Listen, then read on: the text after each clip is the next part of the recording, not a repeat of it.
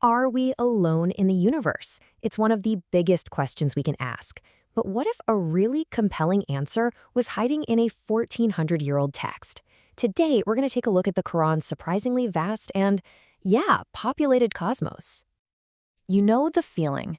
You're looking up at a clear night sky, just overwhelmed by all those stars. And the question hits you, are we it? Is this little blue marble the only place with life in all of that emptiness? How we answer that really defines our place in the grand scheme of things. And look, we've been asking this forever. But what if a book from the 7th century didn't just ask the question, but actually gave an answer? A really humbling answer. One that suggests we are so far from being the center of it all. The first clue is right there in the opening chapter of the Quran. It's a line millions of people recite every single day. But the most profound cosmic idea in it is tucked away in a single word, or to be more precise, a single letter. See the difference? It's just that one little S. The text doesn't say Lord of the world, singular. That would kind of put our planet front and center, right? Nope. It says Lord of the worlds, plural. From the very first lines, the perspective is cosmic, not just planetary. And the original Arabic word here is key. It's alamin. This is a seriously expansive plural. Now, early scholars thought it meant different realms, like the world of humans, the world of animals, of spirits. But when you look at it with a modern eye, it easily opens up to mean galaxies or parallel dimensions, maybe even multiple universes. The language leaves it wide open. Okay, so the text sets up multiple worlds. Got it. But are they just empty? Cosmic real estate with nothing going on? Well, according to the Quran, these worlds are anything but empty. This idea gets taken way further in another verse. It talks about living creatures that have been scattered throughout the heavens and the earth. That word scattered is so specific, right? It implies they're dispersed, spread out, not just stuck on one planet. And then there's this fascinating little cliffhanger that all these scattered beings can one day be gathered together. And let's be crystal clear about what kind of life we're talking about. The text uses a very specific word, dabba. Now, this doesn't mean angels or ghosts or some kind of ethereal energy. It means physical, organic, moving life. We're talking creatures that crawl or walk. And the grammar is super precise. These beings exist in both the heavens and the earth. The implication is just staggering. The cosmos is populated with organic life. And this isn't just a one-off mention, like some throwaway line. This idea of a patterned, repeating creation, a kind of cosmic symmetry, it pops up again and again. It reinforces this idea that our world isn't some unique, one-of-a-kind fluke.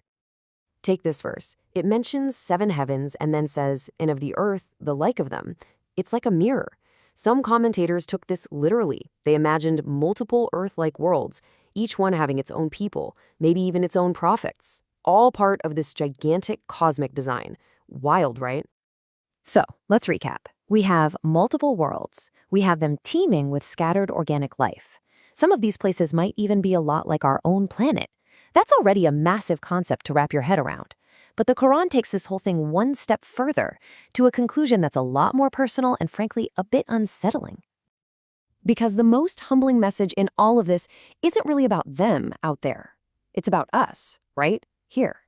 This vast, populated cosmos doesn't just suggest we're not alone, it suggests we are not permanent. Our spot in the universe isn't guaranteed. And this isn't just some vague warning. It's laid out like a principle of the universe. Humanity is not indispensable to the cosmic story. Our existence is a role we've been given, and that role can absolutely be reassigned if we fail to live up to our part of the deal. And here it is. This is the part that really hits hard. If humanity is replaced, our successors will not be like you. What does that mean? Well, it suggests they could be better, more just, more compassionate, more in tune with creation. And in a universe filled with other worlds and other life, who's to say this replacement even has to come from Earth? The message is blunt. Our species does not have tenure. So what's the ultimate point of all of this? Is the Quran trying to be an astronomy textbook? Is it just ancient science fiction? Not at all. It's using this enormous cosmic canvas to paint a picture that teaches a very specific moral and spiritual lesson. At the end of the day, that's what it's all about. The whole purpose is to dismantle our arrogance, to get us to look up at the night sky and see ourselves not as the masters of the universe, but as one small, accountable part of a creation that is infinitely bigger and more complex than we can even begin to imagine. This whole perspective just reframes everything, doesn't it? It means our time here is a trust. It's not a guarantee. Our value isn't a given. It's something we have to earn.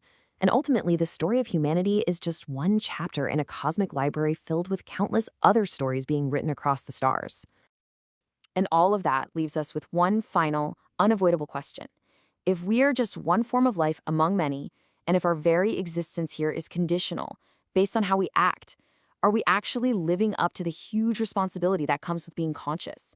That's a question worth thinking about.